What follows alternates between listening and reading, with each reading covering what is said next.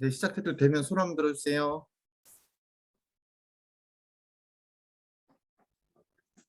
네, 시작해 주십시오. 네. 네, 알겠습니다. 안녕하세요.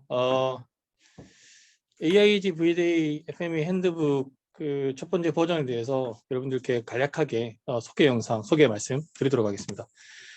여러분도 아시겠지만 이 FME는 쾌수 9,000원 때부터, 물론 그 전시는 그 전부터 1949년으로 흘러가긴 하지만 자동차 산업의 쾌수 9,000부터 시작되어 왔죠. 1994년도에 공식적으로 핵심 툴 중에 하나로 자리를 잡게 됩니다.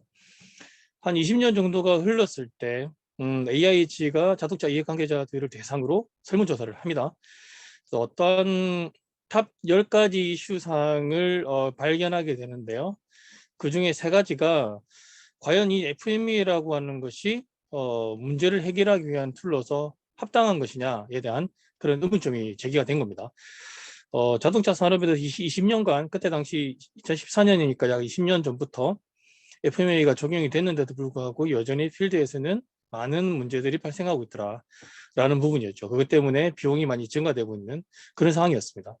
그래서 과연 FMEA는 문제를 해결하기 위한 정말 좋은 툴이 맞느냐, 예방하기 위한 툴이 맞느냐를 굉장히 고민을 많이 하게 됐고요. 두 번째의 이슈 사항이 뭐였냐면 FMEA를 만들 때마다 고객이 계속 이렇게 만들면 안 된다고 지적을 하더라는 거죠. 이게 무슨 말이냐? 우리가 지금 익숙한 것은 AI에서 만든 FMEA이지 않습니까? 그런데 VDA에서도 FMEA 방법을 만들었어요. 근데 이것만 있는 것이 아니라 고객 그들만의 FMEA 방법론이 존재를 한다는 거죠. 물론 AIG나 VDA 방법론에다가 그들의 방법론을 좀 접목시킨 거겠죠. 그러니까 고객마다 너무 다른 방법론을 제시를 하기 때문에 FMEA를 어떻게 만들어 갈지를 굉장히 어려움을 호소를 했습니다. 그래서 2014년도에 AIG가 VDA에다가 같이 새로운 FMEA 버전을 만든 게 어떻습니까? 라고 제안을 했고, 그래서 지금 새로운 FMEA가 만들어졌다고 보시면 되겠습니다. 결국은 AIG FMEA에서 좋은 장점과 VDA 볼륨 4 4.2죠. 4.2에서 말하는 FMEA에서 말하는 좋은 장점을 접목시켰는데요. 아마 VDA FMEA 좀 익숙하신 분들은 아시겠지만 이번 FMEA가 굉장히 VDA FMEA 방문론을 많이 수용했다라고 보시면 될 것 같습니다. 주요 변경사항을 말씀드리면 이번 FMEA는 7단계로 구성이 됩니다. 7단계로 구성되고 그 중에 3단계는 3개의 레벨로 구성되어져 있습니다. 이것은 차후에 말씀을 드리도록 하고요. 우리가 아시다시피 AIG FMEA를 많이 아마 쓰셨을 것 같은데요. 그 양식보다도 한 길이가 2배 정도 더 늘었다고 생각하시면 돼요. 그러니까 굉장히 채워 넣어야 할 내용들이 굉장히 많아졌다고 보시면 될 것 같고요. 그리고 그러다 보니까 FMEA는 고장에 대한 정의를 내리고 있지는 않습니다. 하지만 우리가 고장이라고 하는 것은 기능이나 혹은 요구사항에 반대되는 개념이라고 생각하셔야 돼요. 그렇기 때문에 이번 FMEA는 기능 분석에 굉장히 초점을 많이 맞췄다고 생각하시면 좋을 것 같고요. 그리고 고장이 발생하면 고장을 유발하는 인자인 원인이 있을 거라는 거죠. 우리는 그것을 고장의 원인이라고 하지 않습니까? 자, 프로세스 FMEA에서는 고장의 원인을 포엠으로 봤습니다. 그리고 디자인 FMEA 같은 경우는 고장의 원인을 우리가 지금까지 알고 있던 각각의 부품들 그리고 부분들 간의 인터페이스에서 고장이 발생한다라고 보고 있죠. 그리고 RPN이라고 하는 리스크 프라이오리티 넘버라고 하는 대신에 액션 프라이오리티라고 해서 AP라고 해서 개선 조치 우선순위라고 하는 것이 새롭게 등장을 합니다. 왜냐하면 RPN은 가지고 있는 문제점이 심각도와 발생도와 컴퓨터를 동일한 등급으로 봤어요. 물론 우리가 여러분도 아시다시피 심각도가 9점, 10점 같은 경우는 공고 조치를 하라고 돼 있죠. 그 외에는 기준이 없어요. 그러다 보니까 의도적으로 RPM 값을 낮추는 그럼으로 해서 권고 조치를 하지 않는 그런 행위들이 많이 발견이 되었기 때문에 이번 액션 프라이오리티는 그런 것과 상관없이 할 수 있도록 등급표를 만들었다고 보시면 되겠습니다. 그리고 디자인 FMEA 보충 개념으로 모니터링 및 시스템 응답이라고 하는 FMEA가 등장을 합니다. 물론 이것은 ISO 26162 자동차 기능 안정성 국제 표준과 연관이 되어 있습니다. 이 부분은 오늘은 저희가 이 부분은 깊이 다루지는 않을 거예요. 왜냐하면 이 컴포넌트에 한해서 그러니까 전자나 전기 부품 중에서 고객이 요구할 경우에 우리는 이것을 해야 되기 때문에 이번에는 디자인 FME와 프로세스 FME에 좀 집중도록 말씀을 드리도록 하겠습니다. 그리고 권고 조치사항이 분리가 됐죠. 과거에 AIG FME를 아마 생각해 보십시오. 권고 조치가 분리되지 않았는데요. 이번에는 예방과 검출로 두 개 칼럼으로 분리가 되어져 있다라고 보시면 되겠습니다. 이것이 핵심적인 변경사항이 되겠습니다. 그럼 우리가 FME를 어떤 식으로 전환을 해야 될 것이냐 했을 때 기존에 만들어 놨던 FME는 그대로 두셔도 돼요. 다만 새로운 신규 프로젝트에 대해서는 이 방법론을 적용하셔야 됩니다. 특별히 고객이나 우리 사내적으로 요구하는 방법론이 없다고 할 경우에는 반드시 이 핸드북에서 제시한 내용을 혹은 방법론을 따라야 하십니다. 반드시 따라야 하기 때문에 지금도 고객이든 아니면 3자 심사원들이 굉장히 FME를 많이 하라고 요구를 하고 있는 상황이죠. 우선 여러분들 이 개념을 좀 아셔야 되니까 비전 FME에서 물론 프로세스 FME 마찬가지지만 세 개의 레벨로 나눠진다, 세 개의 층으로 나눠진다라고 제가 좀 전에 말씀을 드렸지 않습니까? 이 층이 이것을 얘기하는 겁니다. 자, 디자인 FME에서 우리가 집중하고 있는 것을 초점 요소라고 해요. 가운데 있는 부분, 즉 이 서브 시스템인 전기 모터가 저희 회사에서 만드는 제품이라고 생각을 해보시자고요. 그러면 이러한 전기 모터를 구성하는 여러 가지 부품들이 존재하겠죠. 그것을 우리는 하위 시스템이라고 하겠습니다. 그거를 구성품이라고 할 수도 있겠죠. 그러니까 전기 모터를 구성하는 여러 가지 부품들인 로터, 샤프트 등등등이 하위 개념이 될 것이고, 그리고 상위 개념은 우리 전기 모터가 조립되는 상위 우리 고객사에서 만드는 제품이 되겠죠. 이게 디자인 FME에서 세 개의 축입니다. 쭉. 근데 프로세스 FME는 조금 다릅니다. 프로세스 FME는 우리가 집중하고자 하는 초점 요소, 즉 가운데 있는 부분은 공정 넘버예요. 공정 항목들. 그러니까 10번, 20번, 30번 우리 공정명을 적으시면 되고요. 자, 이러한 공정들을 구성하고 있는 공정 요소는 우리가 알고 있다시피 거의 포엠이. 그런데 한 가지 아셔야 되는 것은 이 포엠에서 말하는 머터리얼이라고 하는 그것은 이미 우리가 디자인 단계에서 다 다뤘죠. 자, 프로세스 FME를 만들 때 한 가지 가정 조건 중에 하나가 입고되는 부품에는 문제가 없다라는 가정을 가지고 있지 않습니까? 그래서 여기서 말하는 공정 요소에서 말하는 간접 재료라고 하는 것은 품질에 영향을 미칠 수는 있으나 BOM을 구성하지 않는 것들이라 보시면 돼요. 예를 들어서 여기도 나왔다시피 소량의 엔진 오일이라든지 아니면 그리스라든지 가공량을 좀 가공의 어떤 가공성을 좋게 하기 위해서 뿌리는 절삭류라든지 이런 개념이라고 보시면 되시고요. 그 다음에 이 공정 요소에는 환경적인 부분, 그러니까 작업 환경과 관련된 부분들이 다 구성되어져 있어요. 그리고 상위 개념은 우리가 만드는 제품인 무슨 땡땡땡 조립 라인, 땡땡땡 사출 라인, 땡땡땡 패스 라인 이렇게 생각하시면 되세요. 이렇게 표기를 하시면 되시고요. 자, 그 구조 분석 1단계 우리가 7단계라고 말씀드렸는데 1단계는 헤더 부분이에요. 그래서 FMEA 이름이 뭔지, TFT 명칭이 어떻게 되는지, 재개정 날짜 어떻게 되는지 간단하게 기록하는 그런 헤더 부분이라고 보시면 되고요. 2단계부터가 이제 본격적으로 이제 FMEA를 전개해 나간다 보시면 되시는데요. 구조 분석은 앞서 말씀드린 것과 똑같아요. 그래서 초점 요소는 예를 들어서 만든 거니까 우리 회사에서 만드는 정유 시스템이라고 예를 들은 거예요. 초점 요소가. 그럼 이 정유 시스템을 구성하고 있는 하위 구성품 중에 여러 가지가 있겠죠. 그 중에 하나인 브러시 카드 베이스 본체라는 것을 가지고 온 겁니다.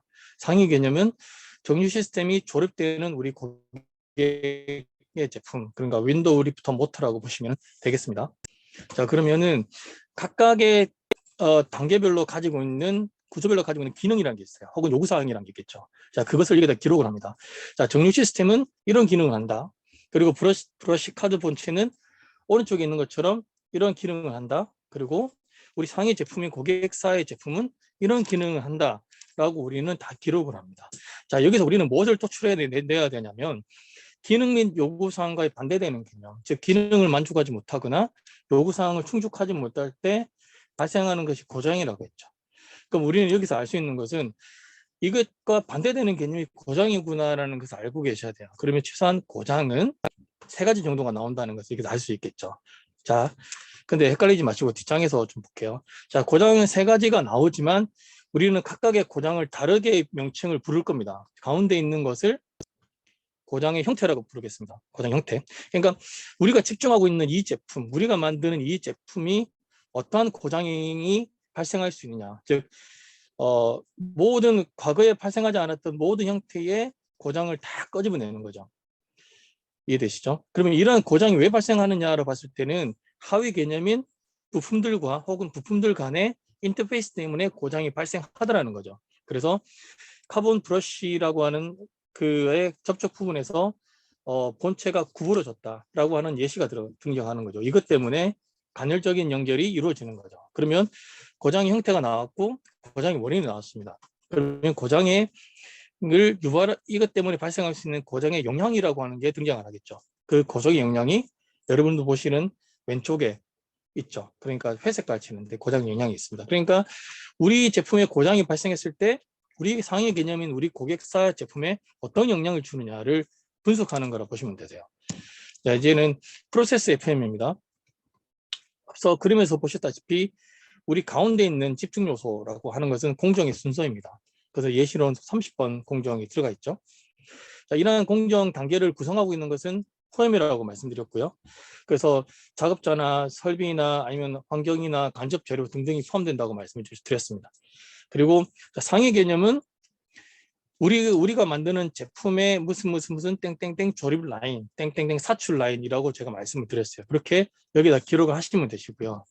자, 이제 기능 분석인데요. 기능 분석이 좀 중요하다고 제가 초반에 말씀을 드렸죠. 자, 이 공정이 가지고 있는 기능은 이렇게 되어 있어요. 축방향 위치에 도달하기 위해서 소결 베어링을 압입한다가 되어 있어요. 예시로.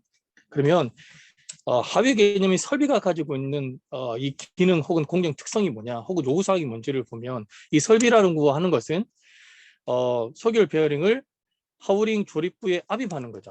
그렇죠? 근데 우리 그 공정 단계의 기능이라고 하는 것은 압입뿐만 아니라 얘가 가지고 있는 특별한 어떤 특성이 있을 거예요. 어떤 그 값이 있죠. 만족해야 될 요구사항이라는 게 있죠. 어떤 최대 갭까지, 그러니까 틈새까지 이 제품이 눌러져야 된다라고 하는 기준을 마련하고 있잖아요. 그 얘기를 하는 거고요. 자, 상위 개념인 시스템 단계, 그러니까 상위 개념으로 봤을 때는 총 3가지로 나눠져. 여기서부터 조금 많이들 헷갈려 하세요. 그래서 첫 번째는 뭐냐면 귀사의 공장이라고 하는 것은 이 공정의 다음 단계거나 후속 공정을 얘기합니다. 그 후속 공정이 하고 있는 기능이 뭐냐. 그리고 우리 공장으로 선적이라고 하는 것은 우리 고객사에서 가지고 있는 그 공정의 기능이 뭐냐 이런 거고요.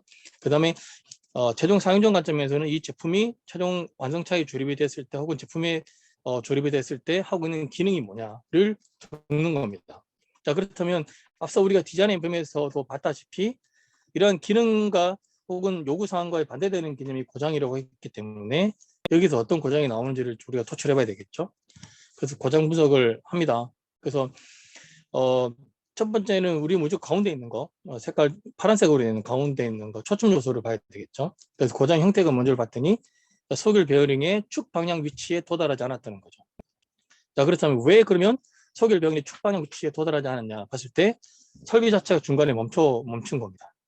그러니까 설비의 멈춤 때문에 고장이 유발됐죠. 이것 때문에 미칠 수 있는 고장의 영향은 봤을 때 괴사의 공장, 즉 후속 공정이거나 다음 공정을 얘기한다고 말씀드렸어요. 우리 라인에서. 그래서 잠재적 손상 없이 샤프트를 조립하기에는 간격이 너무 좁다.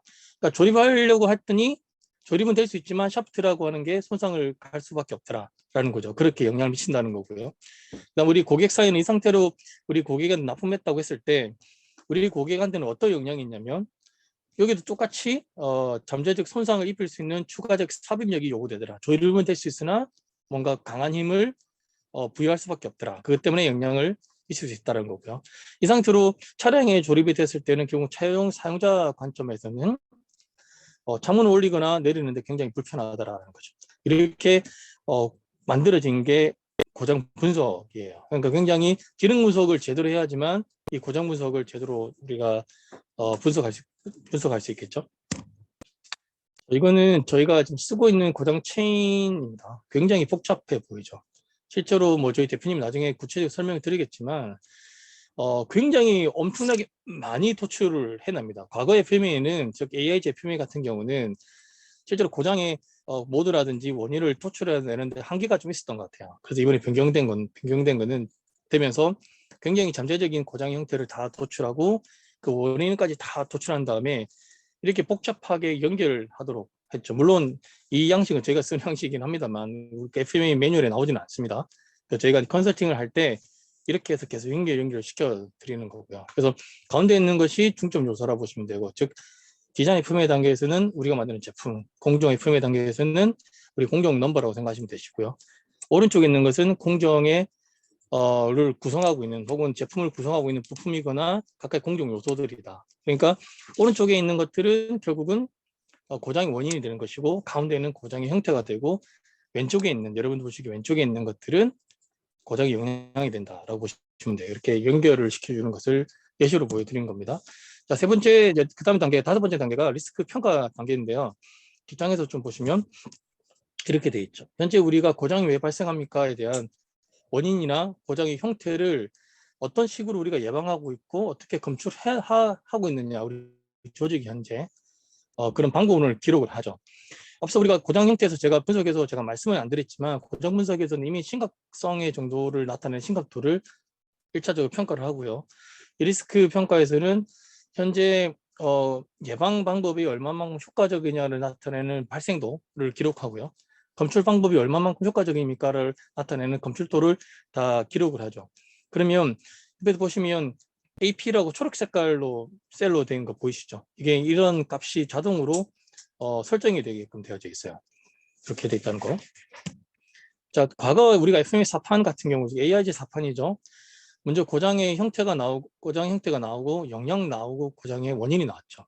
근데 이번 FMA 핸드북 같은 경우는 고장 영향이 왼쪽에 나오고, 가운데 고장의 유형 혹은 고장의 모드가 나오고, 오른쪽에 고장의 원인이 나오게 돼 있어요. 하지만 우리는 순서는 똑같아요.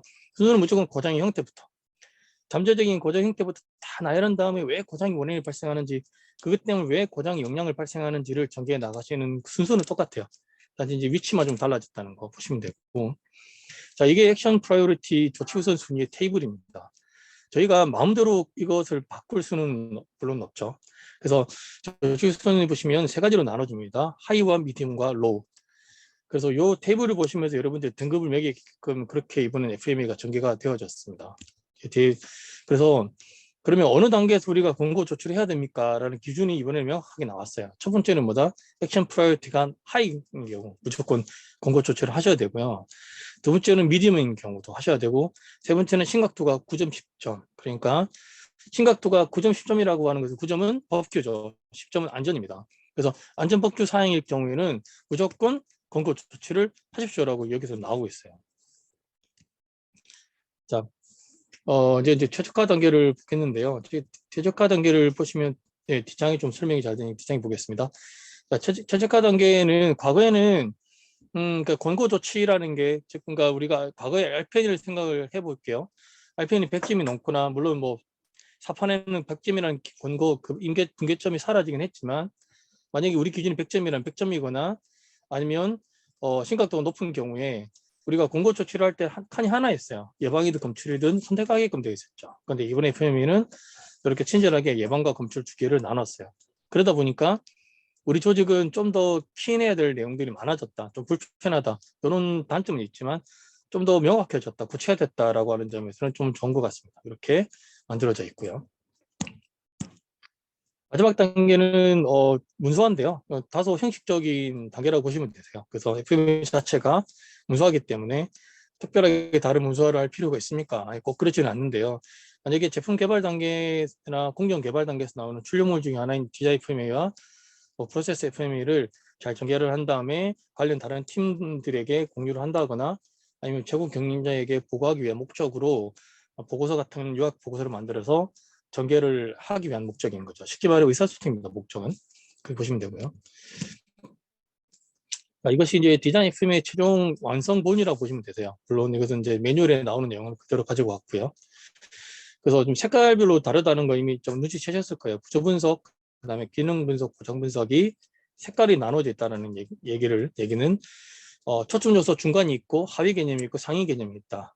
그래서 가운데 있는 초점 요소가 가지고 있는 것 때문에 발생하는 것이 고장의 모드고, 오른쪽에 하위 개념 때문에 발생할 수 있는 고장이라고 하는 것은 고장의 원인이 되는 것이고, 이제 왼쪽, 그러니까 그 상위 수준이라고 하는 것에 나타나는 것은 고장의 영향이더라 라는 것을 인지를 해주시면 좋을 것 같아요. 이것은 디자인 FMEA가 될 것이고, 이제 그 다음은 이제 프로세스 FMEA 예시가 되죠. 여기서 우리가 좀 봐야 되는 것은 기능 분석에서 회사의 공장과 공장으로 선적 그리고 최종 사용자 관점.